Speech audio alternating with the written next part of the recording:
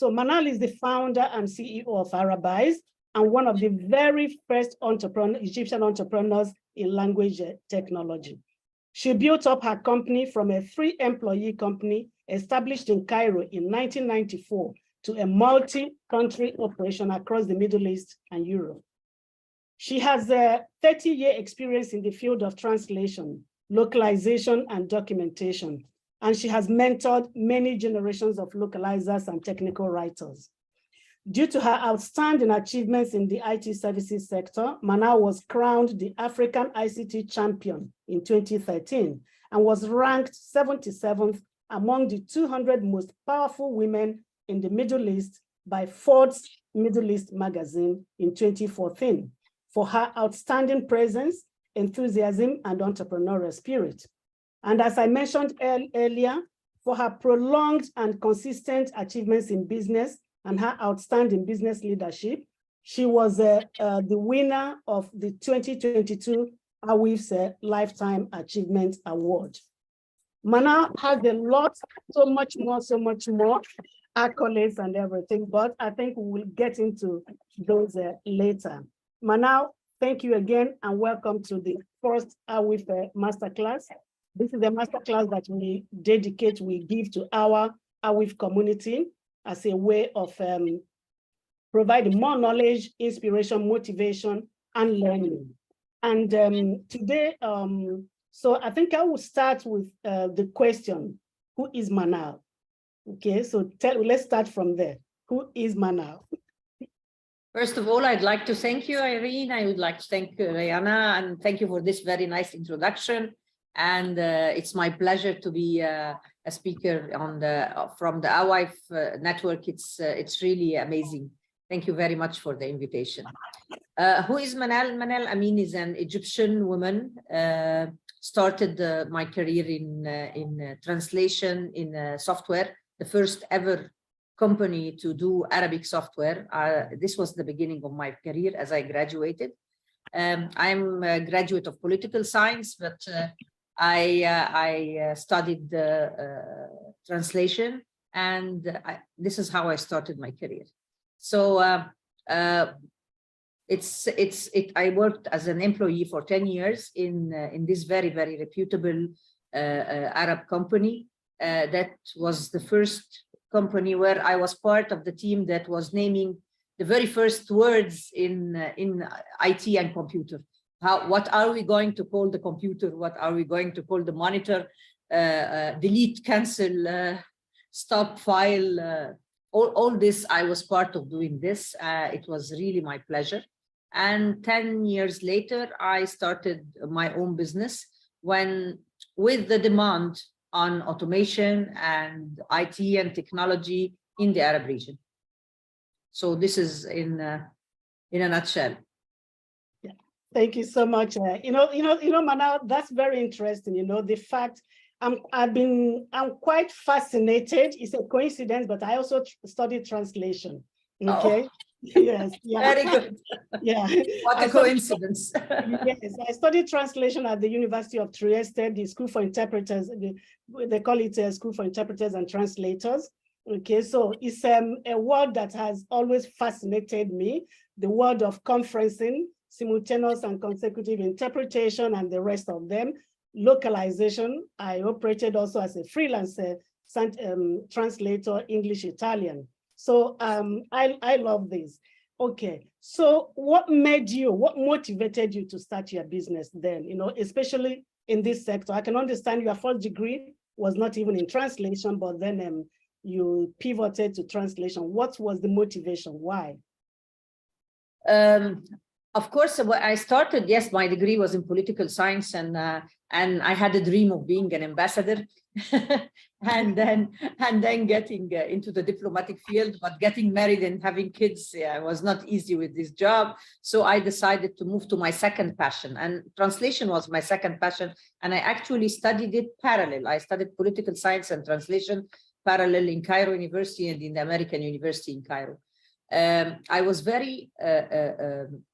was inspired by the people I met. My mentor, Dr. Nabil Ali, was a very famous man who started the very first idea of doing making the computer speaks Arabic.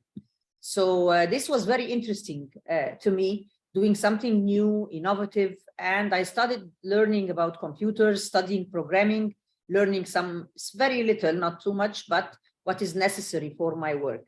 So it was really very exciting. And working and the very fast development that happened in the first 10 years, from this was between 84 and 94.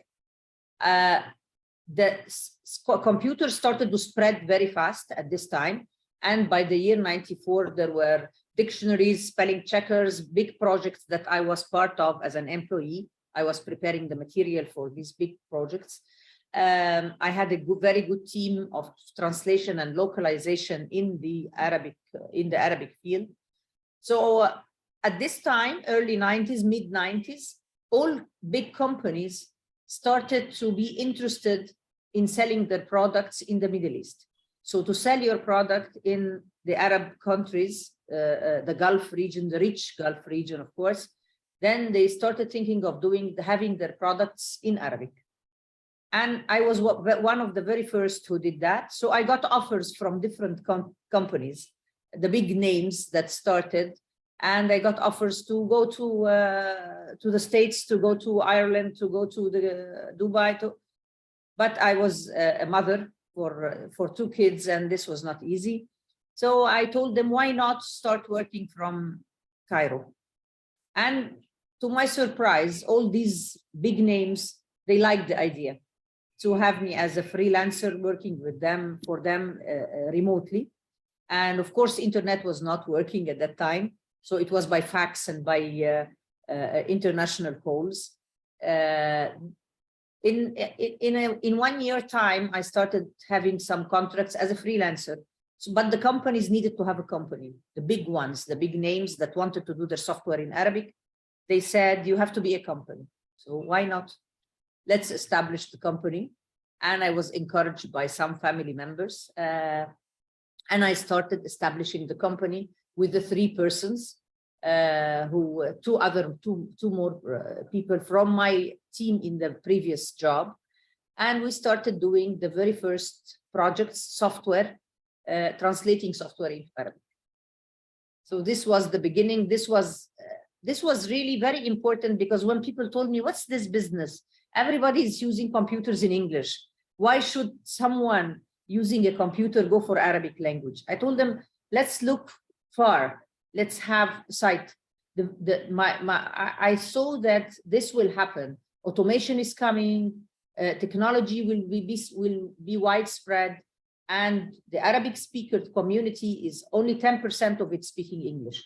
So how come people will move into the new era of automation and of using technology? So this was really it was an incentive for me. The passion of the language, of course, and I love Arabic as a language. And I thought that every person in the region, every Arabic speaker, even if they don't know other languages, they have the right to use the latest technology. So it was part of it, business and demand, and part of it was real passion of the development of my community or my country forward. Fascinating. You know, the things I can pick up now from what you have said is talk of preparation, meeting opportunity.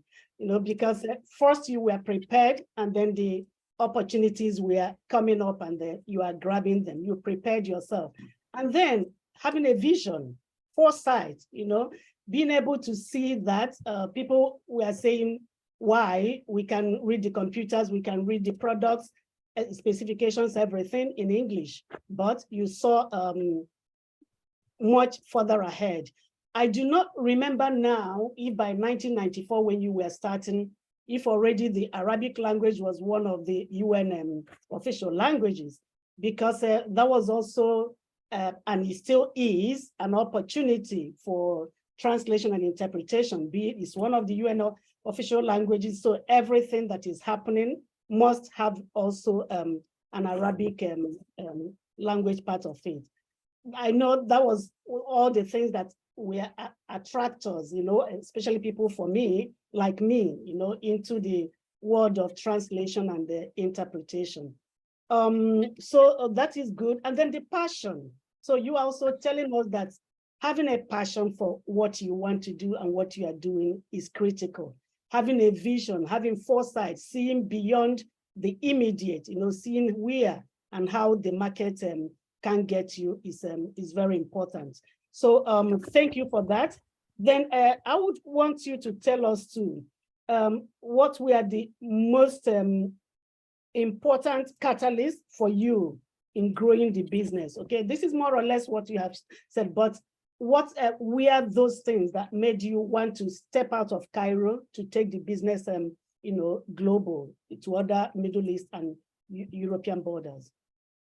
You see, at the beginning, this business, technology and IT was all American, European, was not, of course, coming out of the Middle East. So it was very important to do this transfer in knowledge and to do things in Arabic. So the clients were all outside Egypt, outside the Middle East.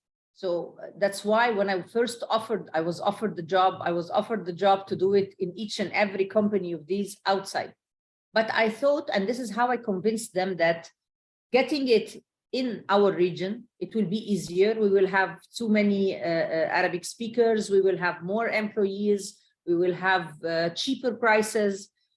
So this what made me go out. In the beginning, I started on those I knew who sent me work. And then after a couple of years, I found out that I have to go find clients. The first 2-3 years were very tough because, okay, I have a project, I finished the project, then it came and the company I was working for was acquired by another company. So I had no work. It was a real shock. I am coming from the technical background. I am not a marketeer or a management person from the beginning. So I was not expecting that. Okay, I got a client, very big names, and then all of a sudden, this company was acquired and the line of production stopped, and oh my God. So I'm doing nothing. So I had to think of how to overcome this problem. I started looking for doing things that I was dreaming of in Egypt. So doing software in Arabic. My company was the first to do an introduction or educational software in Arabic. So I started doing these tutorials of self-training. But in 1995, 96, this was a bit premature. The market was premature, was not ready to get what I started doing. And of course, it was very tough time because I was dreaming and I was running very fast. But at the same time, the community and it's not moving at the same pace like my dreams. So it was a big problem. The solution was at that time to go reach out to the international companies. This starts, and this I always give when I do mentoring to young ladies, don't be afraid to go out. It was very scary at the beginning that I start looking for conferences, big events, organizations and associations of localization in the outside world, and started attending. So attending international events in my field helped me to meet new people, helped me to attend lectures, to see the latest going on in the market, what's happening there. And it was around that time in 97, 98, 99, that they used to call me the Lady of Arabic because I was the only one talking about Arabic at that time in all these conferences. People were even astonished. Oh, you're coming from the Middle East, you're a woman, you own a company. It was not something that people know about happening in. No, so I started moving and visiting companies individually, going and asking for the big funds, of course, that's working in Egypt to promote exports. Okay, so this is service export.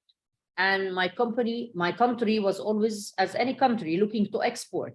So I started to join organizations in Egypt and bodies promoting exports, and convince them that what I'm doing is export. Nobody knew about it at that time. And at the same time, I go attend internationally events there. In some countries, there was, after a few years, there was a need to have a permanent office. So what we thought at that time, that we have someone in Europe. Yes, it's a very small office with one person or two persons doing promotion, attending events, representing Arabize, meeting clients. And of course, my continuous travels. At that time, in the late 90s, I used to travel every month, trying to say that, come on, Arabic is important. We are a 300 million population, and you are going to cater technology for all these. And it was a surprise to some companies. They never expected to have all this number of speakers that we need to talk to them, and technology needs to transfer to them. So this is what pushed me out, looking for clients, the obstacles I faced at the beginning. And I know that I have to go shop for clients and for business outside. So I started going to the States, to different European countries, look for organizations to join. And this is how then have representation. And at the end, I think we succeeded maybe over 10 years ago to have also to be part of consortiums. This was also important, because if you just have a 1 or 2 person representation, it's different from joining a consortium of successful companies working in different languages of the world. So Arabize was part of one of these consortiums based in Germany. So this is how it went on with the years. Fascinating, fascinating. So it's about also your resilience. You know, when you encounter the first, we usually say failure, but this was not failure. It's just one of the things that, like during COVID, many businesses found themselves zeroed. Okay, you are back to square one. So it's either you give up or you find a way to pivot, to go on. And it's the resilience, you know, that persisting and not giving up. So it's important. And then not being afraid to step out of our comfort zone. You said something, do not be afraid to go out. And this is what we are also preaching to our entrepreneurs, that they must step out of their comfort zone, especially now that Africa is open. There is the intra-African trade, the AFCA is there, you know, for us to leverage and all that, so that we shouldn't be afraid to step out. And you have been pioneering in this language technology and language service provision. We are pioneering not only in Egypt, but also in the whole of the Middle East, and the woman at that, okay? And the woman at that, and you have built it to such a big thing. Tell me, what was it like being a woman entrepreneur, an Egyptian woman entrepreneur? What were the peculiar challenges that you had to deal with? And how did you deal with them? So many challenges, but it's nice when I speak about it now. And I'm happy that it's that young girls now starting their businesses, they are totally different from my generation, by the way. Of course, there was the challenge of being a mother and the challenge of having a family, and the older people in the family, like the parents and the uncles and aunts, they were not, what are you doing? You've been an employee in a big company with very big salary and definite working times. Why do you do that to yourself? I had the passion, I saw the opportunity, and I was ready to take the challenges.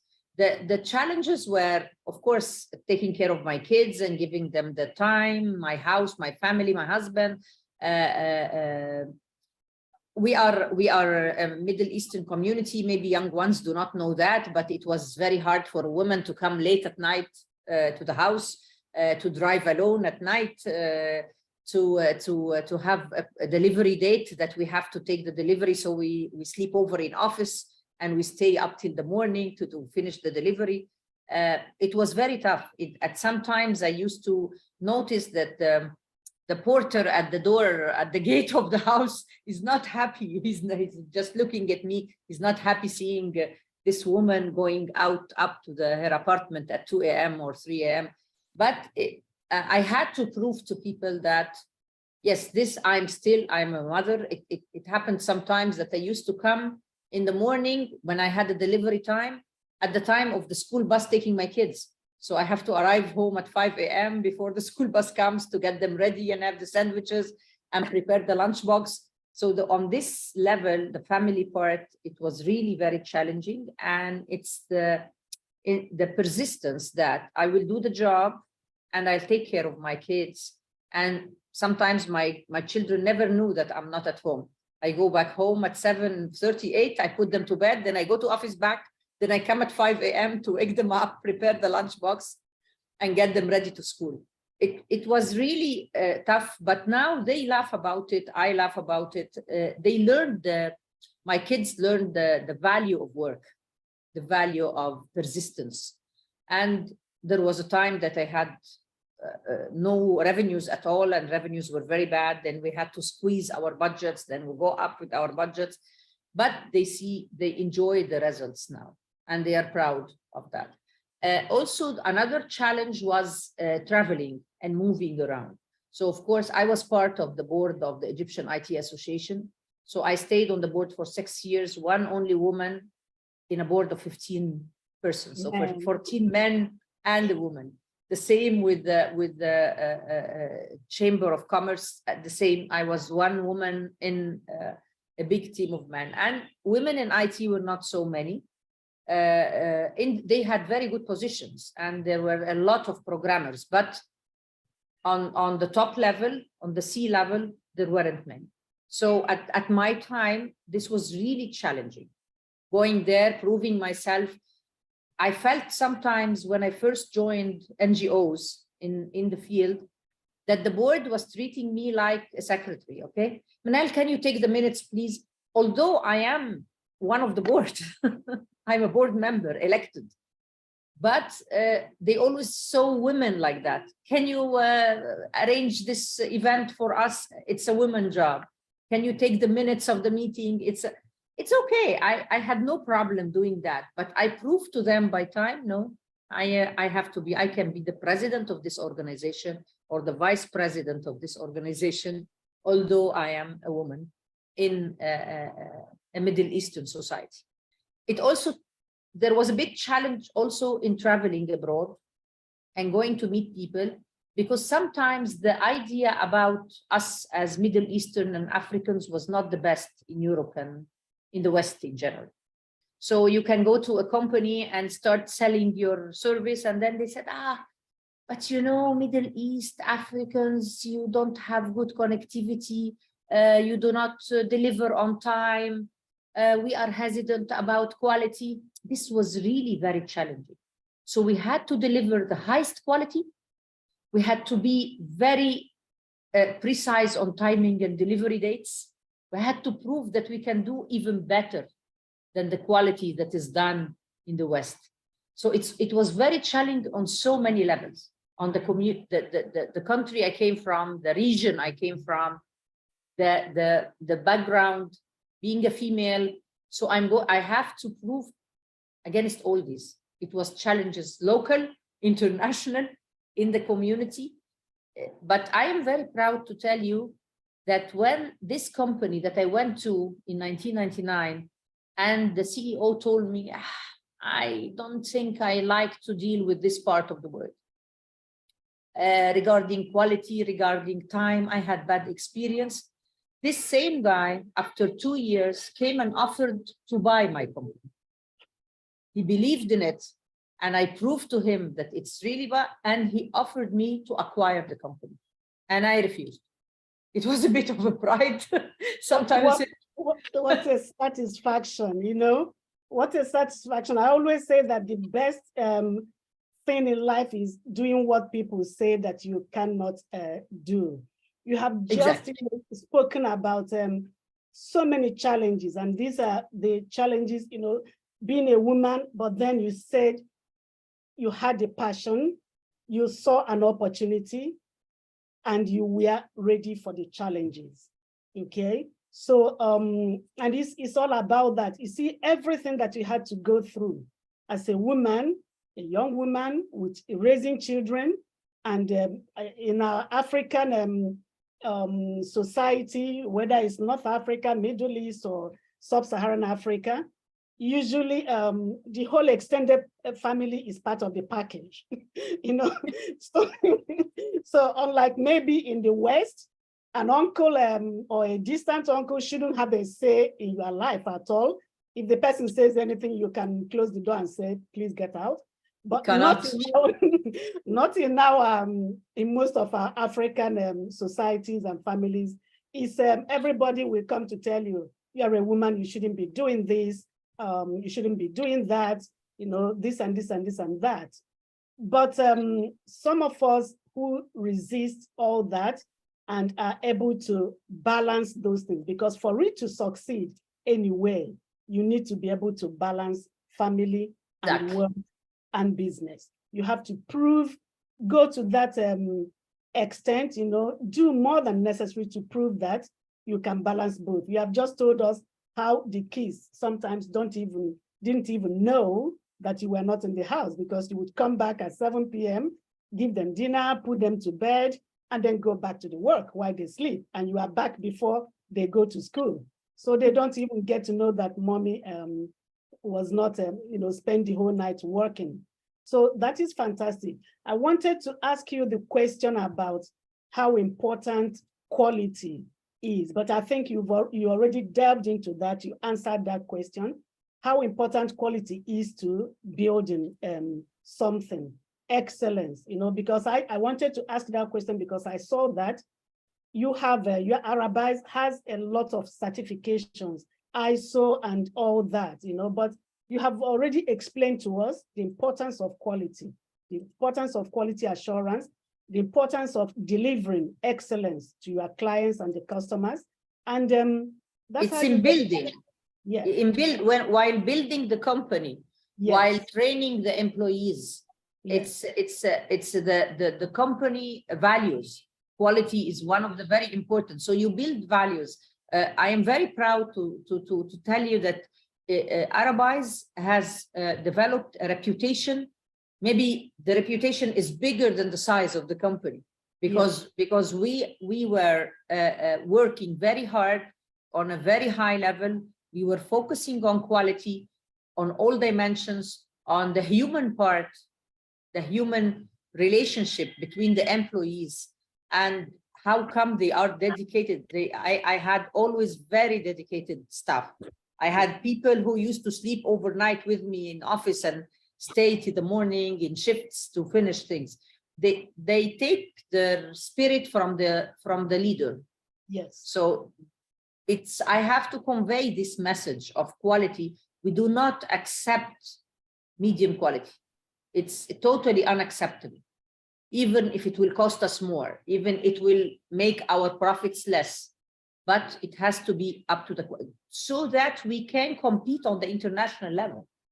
It's very important because, you know, I told you, you know, people, when they have this idea about Africa and Middle East, and, you know, they had this idea that we are not doing the best. No, we can do the best. We can too. I had once a company that the managers told me, thanks to you, that Arabic became tier 1 language. You know, tier means, of course, because you worked in translation, you know, yes, products used long ago to come out in English. And then after a few months comes the French, the German, the Arabic used to come after a year, for example, because it's not high priority and it takes time. Yeah. Working with one of the very big names, I don't know, I have the freedom to say the names or not. So one of the very big companies of my first clients, I started with them when Arabic was tier 5 language. So it used to come after a year or two. Yeah. But with the very fast phase of development of software and versions come after one another, I got this email saying, thanks to Arabize, Arabic became tier 1 language. So we are capable to work parallel with them, to be under very high pressure. So English comes first. We do it and we release it with the English. Although we do it after them, but we release the same time. So I received this mail in 1997 or 98 saying, thanks to Arabize, Arabic became tier 1 language. So I'm really proud of this. Yes, no, you must be very proud of what you have built. It's incredible. And please, Manal, I would like you to, because there may be some people in the audience who do not really understand what it is, the localization, the translation, this language service provision and everything. And what do you think are the opportunities there for other women in Africa that they can tap into? Do you still, today, you started way back in the 90s when you were a pioneer in the sector, I would say not only even in Egypt, but in the whole of Africa, because I was in Europe, so my translation, studying and everything, it was in Europe. And in Africa, it wasn't, even now, okay? If you have to you are hosting a conference here in Cape Town, and you need interpretation services, sometimes you have to go as far away as Addis Ababa or Cairo or whatever to bring down an interpreter. They are not yet as many. But so what do you think are the opportunities in your sector that other women can tap into? I believe we have very good opportunity. I told you before in a conversation that in 2005, around the years in 2005, I worked with a Canadian program in African Sub-Saharan, and they were working, it was a development program. But the very nice thing about it that they thought at that time in 2005, 2007, around this time, that localization is one of the means of development. Maybe I tell the people who don't know what is localization. Localization is to get any product done in any country in the local market. So the local adaptation of it includes everything: the language, the style, the terminology, the photos, the graphics. You will take an international product, maybe produced in England or in UK or in the US, and then you make it suitable for your market. So, for example, I know that Coca-Cola, that McDonald's, when they go to other countries, they adapt their product to suit the local market. This is what we do in software. So we do translation, and at the same time, we do other technological things, especially with indigenous languages and languages which is not common of like the Latin ones. So for Arabic, for example, it's right to left, it's connected characters, it has different style. So, and this, of course, we have, Africa has more than 2,000 languages, and some of them are heavily used. So at that time, this project thought that being in local language is very important for the development of these communities. If you want to go to rural areas where women need to use technology for health, for education, to help their kids with something, to use technology to have access to any information, you need to be in their local language. So I really, really encourage African women, and I see the demand now on African languages. I can remember that at that time, 2004 and 5, there were some languages which didn't even have a code page. They are not on computers. But you have great researchers in so many universities working on this, having tools for translation, having making some languages on the computers. Some African languages are used now in so many on the internet. You can see Swahili is very famous, Zulu is very famous, Hausa is very famous. There are languages that's very famous, and there are languages that's coming on. At that time, I was working with this fund, trying to tell or to train the African language researchers and translators on how to move this into a job, into a commercial thing, how to price the wording, how to train more and more translators, how to get them into technology, how to get them connected to the international organizations. And I did a big conference, arranged a big conference in Cairo at that time with an African track. for African languages, where we made like matching international companies like Microsoft, Oracle, IBM, with the researchers working on African languages. I think Africa has a big, big opportunity. And language is always a job of women more than men. We can see that. There are lots of women in translation and localization industry. So we have to do this matching, where African women should go out, and they started already. I know a number of African companies that's doing great in localization, but there's still opportunities, and there are more. And they need to have more, and they need to be trained more, because when I get a request in African languages, if the 2 or 3 companies that I know are busy, it's a problem. The delivery rate is an issue. So yes, African women, you have a great opportunity to get to the localization market, but you have to get connected. You have to know how to brand yourself. You have to know how to get out of your comfort zones. Go to the international organizations. It's much easier now. I'm not talking about my time. My time was really tough, but now it's much easier. Connectivity is very high. Search online is very good. We have big organizations all over the world, the American Association, the Gala Association, the European Association. So, and I now see so many Africans in the events. I think it's really, and recently the big association called Gala, the Global Association, Globalization and Localization Association. I was on its board for some time, and I was the first one coming from the Arab, African, and Middle East region. But now, this year, there were nominees from Africa. I elected them myself because I believe that African women have big potential. Yes, absolutely. Thank you for that. 2 more questions before we try to go into a Q&A.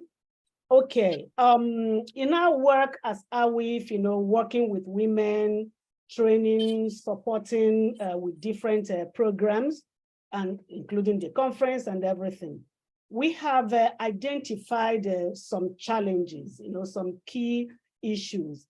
One is accessing finance. One is accessing market, for your product. Third one is lack of entrepreneurial skills. For you, starting off and building your company, which one of these 3 was your biggest challenge, and how did you solve it? Access to market. I can say because the type of business I'm in was not very financially demanding. It doesn't need a lot of money. At the beginning, it didn't need a lot of money. You can start and grow gradually.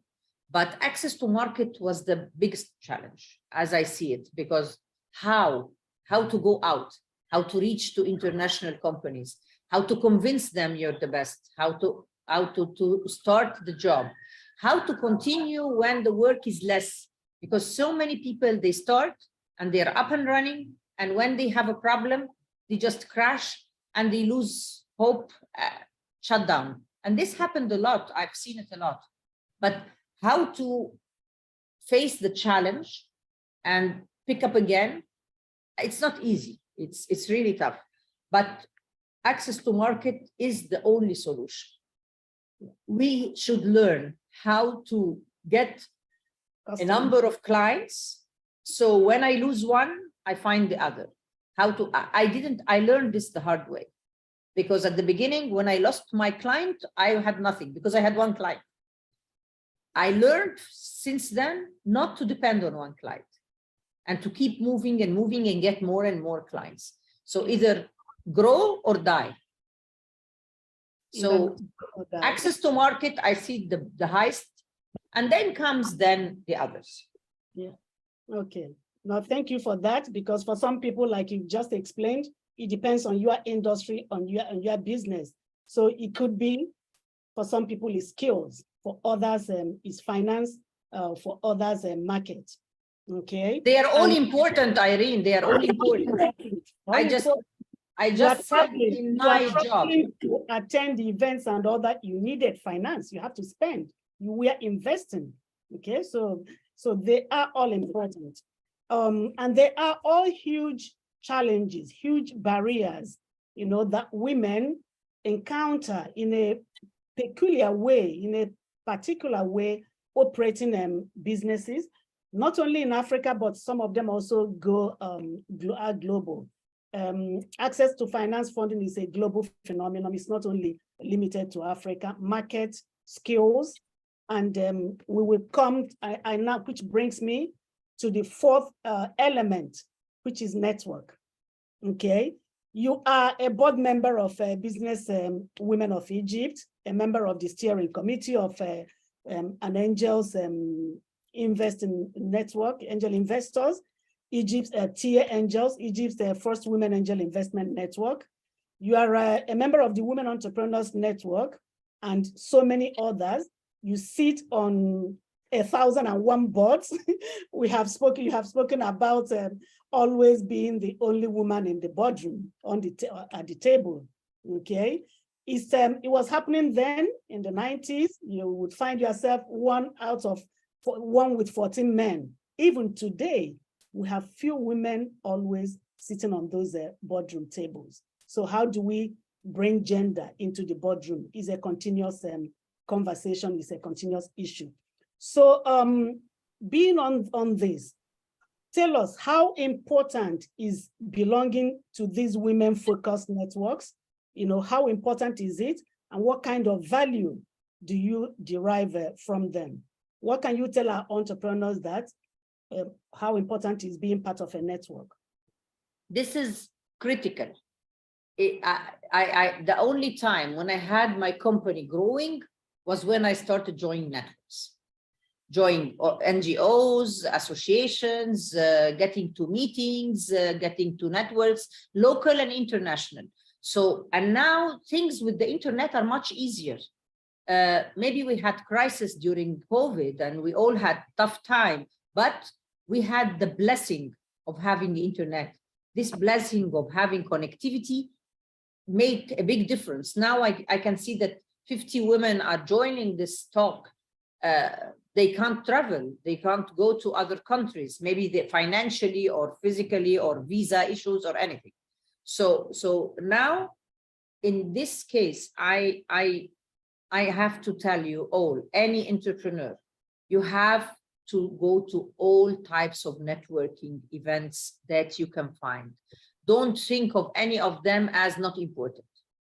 And anyway, you will listen to a new piece of information. You will meet someone who can help you with something. You can learn about a new software, about a new technology in your field. So you have to have two sets of networking bodies or events. One set is the one that is in your business. So be part of the networks of your business. Like if you are in any certain industry, be part of the NGO working on this locally and internationally. And the women networks now are very powerful, very powerful. It's the time. I am not speaking about my time. I'm speaking about now. Now, ladies, entrepreneurs, you're lucky. I always say that in events, you're lucky.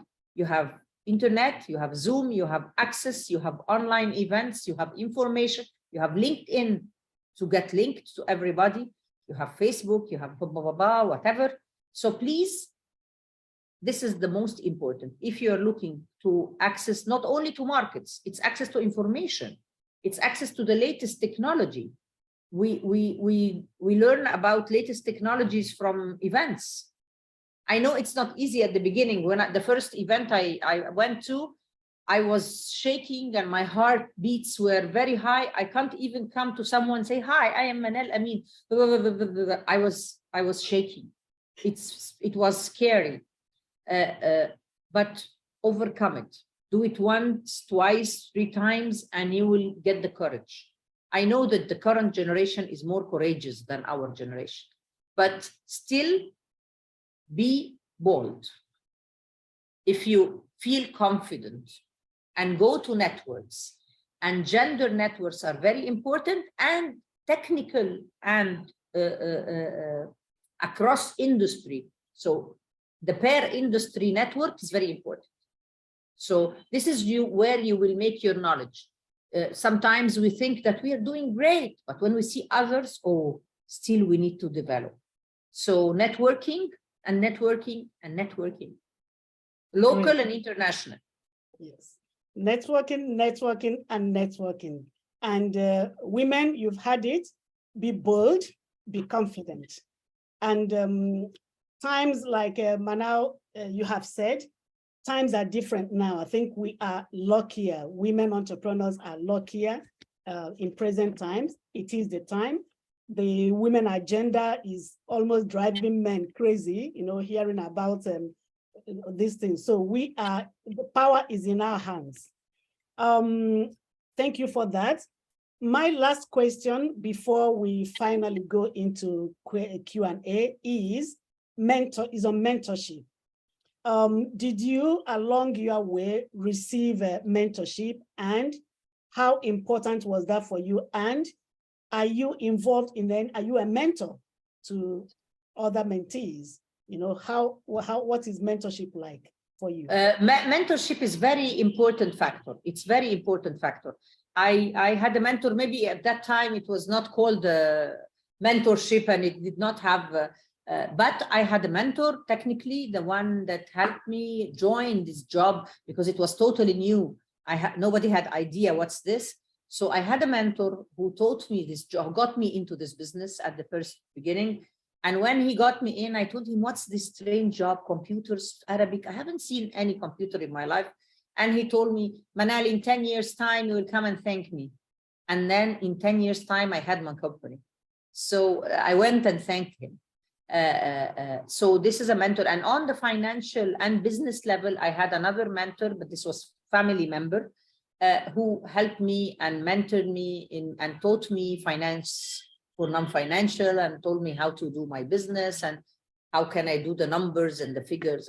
So I had mentors through my life on the business level and on the technical level. I do mentorship. I do mentorship informal and formal. I am part of a mentor group, which is within Women Entrepreneur Network.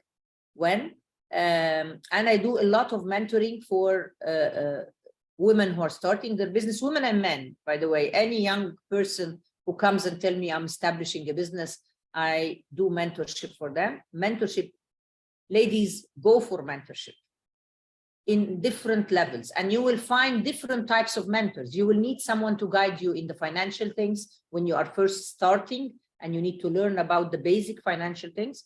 Go to people in the technical level who are ready to give. There are people who are giving by nature, givers. So look for them, find mentors on different levels. They will help.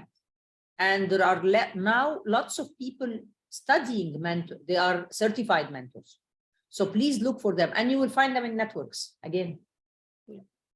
There are certified mentors and coaches, and platforms like ours. We also provide with our programs mentorship, and sometimes it's necessary to even pay for it, because you invest to reap. You invest in yourself and in your business. And it's very valuable. Thank you, Manal, for that. I think we can take questions now. Rihanna, how do we go about this? I can go to the questions. Thank you so much, Irina, Manal. I can listen to you 2 powerhouses talk all day. I feel inspired. I feel motivated to be brave and get out of my comfort zone. I'm going to squeeze in my own question before I go to the Q&As. Manal, you start as an entrepreneur, you start your journey alone, but along the way, you gather a team around you. What are the most important people who are on this journey with you? Not people, but the attributes of the people that you've surrounded yourself with.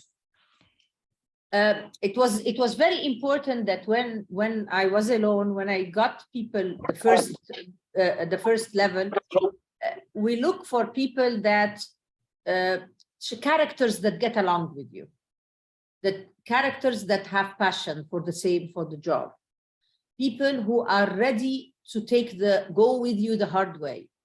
Sometimes there are people I had in my hard times at the beginning, in the tough times, people who came in sometimes and told me, we need salaries. We don't want the salary. And I was really feeling pity for them that I have tough times. So why they stay with me for some time. And then when I can't, I just looked for a job for them, got them a job because I know it was hard. But those who don't have responsibility, they took with me the hard time, and we were dividing the few pounds that came among us. So it's important to talk to people, to find the chemistry between you and them, to get the leaders who will be the leaders with you, and choose them very well. The chemistry should be getting along. They should have passion.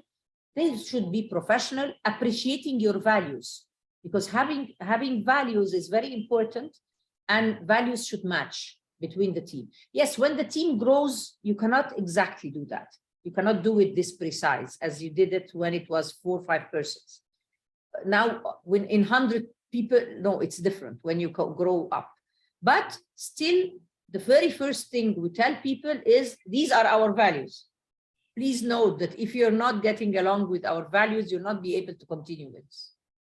So choosing people, selecting people, giving them the right example, be the role model to your team. Don't ask the team to sleep over in office while you are sleeping at home. Don't ask the team to do very high quality while you are not doing very high quality. So it's the leader should be, the entrepreneur himself or herself should be the role model. Exemplary leadership. Yes. Yeah. Exactly. Thank you, guys. I encourage you to raise your hand if you want to ask your question, or type it in the Q&A. We've got a question here from Nakuzola. In an industry such as yours, how do you ensure that employees do not take clients away from your business to set up their own operations? You see, it happens sometimes, and it happened I've seen it in some companies. Honestly speaking, it didn't happen to me. But it happened with some companies that people take the clients. It depends how you build the relationship with the client. So the relationship with the client is built with the leaders, the team leaders that you trust. And the quality that is delivered to the client is not from one person. The quality is from the system. Make sure that your system of work and the cycle of work at your place is the thing that you deliver to the client. You do not deliver from one person. We never do that. There is a technical job, there is a design job, there is a linguistic job, there is a quality control job. So at the end, no one person can do it all for the client. So it's the system you build that the client deal with. The client trusts the system and not the person. I remember that once I left, first time I leave my office for a month, and the client was scared. One of the clients said, how come the company, and it was very small at that time. I told her I have a team that can manage. And when I came back after a month, I remember I got a message saying, thank you, Manal. Now you can say that Arabize is a company. It became a company when you have a system and when everybody has a role, and then you deliver from the whole team. So but of course, you cannot just prevent. Sometimes someone may come and go and give very low price to the client. And if the client cares for the price, it's okay with him. Let them care for the price. It's different. It's different. They don't deserve you then. Exactly. Yeah, I love that. And by the way, Rihanna, before you go to the other question, I just have to let Manal, in case she hasn't read this. This is from probably somebody from your team. as I worked with you around 22 years, I see that all new generation inherits the passion and good spirit from you. Love your character, dear. Okay, so thank you. No, 22 years is not 2 years. Okay, Rihanna, thank you. Go ahead with the questions. Okay, you were talking about price and other people charging less. For service type businesses, Neo's asking, for service type businesses, how to charge can be a challenge. How do you circumvent this, especially when you are crossing borders? My personal advice in pricing is that you do the pricing yourself, because sometimes if you're cross borders, you're abroad, you're outside, maybe you have a cheaper community. So this is an asset for you. It can make you get the job easier, but you do your pricing according to your cost. You have to say, for example, I am doing this job, Manal's hour is for that sum of money, and the other colleague who participated had, if I am an employee with a salary. So I say that my hour is this cost that much and the other hour cost, and I calculate all the cost, okay? And then see the overheads, the electricity, the things, I know my cost also, and you add a profit margin to it. And add a profit margin that, you see, normally it's between 20 to 30%, because you don't, it's not normally you don't have this 20 to 30, but you add 20 to 30% profit margin, and you see this price and compare it to the market price. So don't go very low and don't go very high. You calculate your cost, add your overheads cost, and then add 30% or 25 to 30. It will help you. It will be less, but at the first calculations, do it like that. And then compare this to the international price. You have to do your market study very well. When you are doing pricing, go find the market prices, shop for prices. You can go to companies and tell them, I need this service. And you see how much they charge. So you are able to compare. And my advice, don't go too low, don't go too high, because there are always expenses more than your expectations. There will always be expenses. Sometimes you can take a job without any profit. And this is, I tell my mentees that if the project is very important, if I want to work for a certain name, a big company that will give me experience, that will be a good resource, so I'll use it afterwards in sales and marketing. You can work with cost at sometimes, and sometimes with loss, in order to build your reference list. Afterwards, when you are on top of the market, dictate your price. You name your price. So it's not always about money. Sometimes we need to invest, and other times we can take on a job for a key partnership, for example. You know, we have done it, and I see it work. Okay, so it's not always that money has to be, profit has to be the first thing on the line. Thank you. Okay, I'll go to the last question, I think, because we are running out of time. Manal, I'm sure you've pitched your business 100 times, maybe 1,000 times in your life. Lorata asks, what are the most important points when delivering an elevator pitch, especially for funding? Yes, I pitched a lot, but there are very important points. It depends, of course, on the audience. You know, who are you talking to? If you're talking to entrepreneurs, you have to focus on the entrepreneurship thing, so that how they start their business, what the challenges and how they face the challenges. Talking about prices, it's very important, and it's one of the important topics, pricing and profits.